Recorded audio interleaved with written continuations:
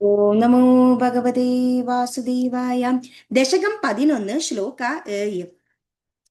त्वदीयभृत्यौ अथ काश्यपतौ सुर अरिवीरौ अवुदितौ दितौ द्वौ सन्ध्यासमुत्पादनकष्टचेष्ट्रौ यमौ च लोकस्य यमौ इव अन्यौ.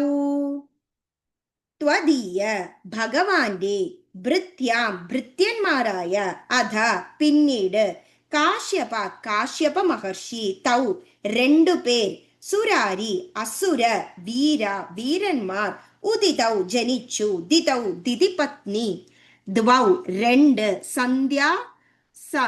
സന്ധ്യാസമയത്ത് ഉത്പാദന ജനിപ്പിക്കുകയാൽ കഷ്ട്ര ക്രൂര ചേഷ്ട്രൗ സ്വഭാവന്മാർ യമൗ ഇരട്ടകൾ ച ആയിട്ട് ലോകസ്യ ലോകത്തിനു തന്നെ യമൗ യമന്മാർ ഇവർ അന്യൗ വന്നു.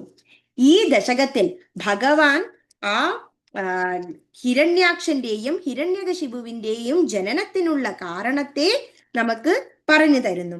അങ്ങനെ ആ സനകാദികൾ ഭഗവാനെ സ്തുതിച്ചുകൊണ്ടിരിക്കുമ്പോൾ ആ ഭൃത്യന്മാർക്ക് അവർ ശാപം നൽകുന്നു. 3 ജന്മങ്ങൾ നിങ്ങൾ ഭഗവാനെ മാത്രം സ്മരിച്ചുകൊണ്ട് ഇരിക്കുമ്പോൾ നിങ്ങൾക്ക് ശാപമോക്ഷം ലഭിക്കുന്നതാണ്.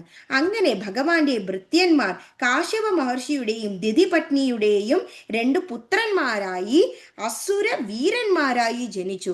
അവർ സന്ധ്യാസമയത്ത് ജനിപ്പിക്കുകയാൽ അവർക്ക് ക്രൂര സ്വഭാവന്മാരായിട്ടാണ് ഇരട്ടകളായി ജനിച്ചത്. അങ്ങനെ ലോകത്തിന് തന്നെ യമന്മാരായി വന്നു ഈ പ്രപഞ്ചത്തിൽ ജനിച്ചു. ആ 2 ഹിരണ്യാക്ഷനും ഹിരണ്യകശിപുവും എന്ന് പറയുന്ന ആ 2 അസുര ജന്മങ്ങൾ. ഇതാണ് ഈ ശ്ലോകത്തിന്റെ വിശദീകരണം.